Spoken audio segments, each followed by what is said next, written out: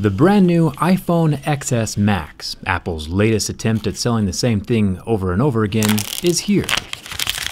This time with a couple new backgrounds and a slightly larger screen size. Is it worth your money? I've systematically durability tested about 100 different flagship phones over the past few years, and it's time to see if Apple's gold XS Max is durable. Let's get started.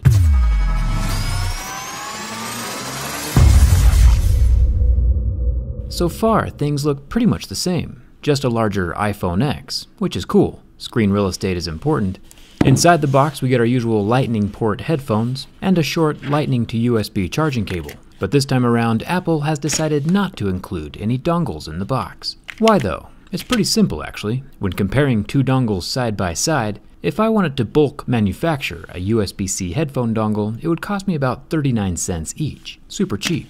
It would be pretty safe to assume that the Apple dongle costs about the same, since they have the same materials and do basically the same thing, but it doesn't. Apple gets massive royalties from third-party manufacturers because their Lightning port is proprietary. So why would Apple include a 30-cent accessory in the box when they can bleed a $5 royalty out of you later, even if you don't buy from Apple directly? Last year, Apple sold over 2 million iPhones. That's a lot of potential dongle sales. The reason Apple removed all the ports from their phones and laptops is because the 23 different dongles they sell on their website are basically pure profit, and everyone still needs to buy them. Apple claimed that the iPhone XS has the most durable glass ever in a smartphone. Let's see if the scratch resistance has changed at all. It's pretty safe to assume that glass is glass and glass breaks, and my Mohs scale of hardness will let us know how scratchable it is. We've seen plastic phone screens scratch at level 3, glass phones would start scratching at a level 6, and sapphire crystal displays start scratching at a level 9.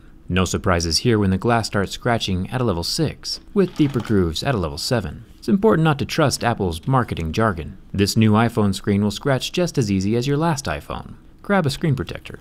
There is a thin layer of plastic between the glass and the metal frame of the phone, which is a nice little impact absorption layer. I'll do a drop test later, but glass is glass, so I'm pretty sure we already know how that video is going to end up. There is no home button or fingerprint scanner on the phone this time around. The front-facing 7-megapixel camera and Face ID are both protected by the same front glass. The earpiece grill is made from metal, and it's not going anywhere. It's pretty secure and won't fall out on its own. One thing I am a huge fan of is Apple's stainless steel frame. Gold coloring might not be your thing, of course, but the weight of stainless steel and the durability that comes with it is impressive. Stainless is harder than aluminum and more difficult to scratch. It can still get scratched, of course, but the sound and the damage inflicted will be less on this steel iPhone than an aluminum iPhone, which is a good thing. Apple has included a dual SIM card tray with a little rubber ring around the top to keep water out for that IP68 rating. Still no expandable memory slot, but Apple's never had one, so iOS users don't know what they're missing. The buttons are also made from metal and can't be removed from the frame. Stainless steel also conducts less heat than aluminum, so it'll usually feel cold to the touch every time you grab it. Good for that premium external feel, but bad for the internal processor heat dissipation. I'm still a huge fan of the mute switch. I feel like every phone needs one of these. The volume buttons are also made from metal. Down at the bottom of the phone, we still have no headphone jack. Apple owns both wireless AirPods and Beats, so of course they would prefer if you went wireless. Apple kinda creates a problem and then charges you for the solution. Incredibly good business plan, but bad news for your wallet.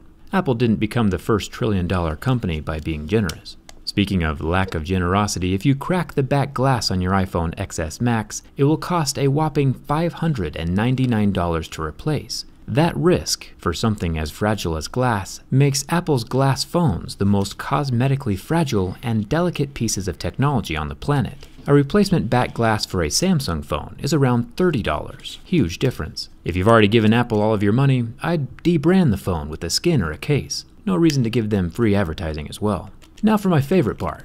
Apple says they're all about those premium materials, which is great. For the most part, they do a pretty good job. But Apple is still bragging on their website about using sapphire crystal on their camera lens to protect the dual 12-megapixel cameras. Sapphire crystal would be extraordinary if it was pure sapphire. Remember, glass scratches at a level 6. Sapphire should resist scratching until a level 8 or 9, just shy of diamonds at a level 10. Apple's impure sapphire, as you can see, starts scratching at a level 6, the same as glass. This Tissot watch though, built with a pure sapphire face, does not scratch at level 6. Back to the iPhone XS Max camera lens, we see more scratching with a level 7 pick, also in line with what glass would be doing.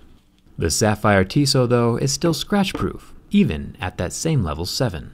On the Max camera lens using a level 8 pick, where sapphire should start scratching, we see another mark.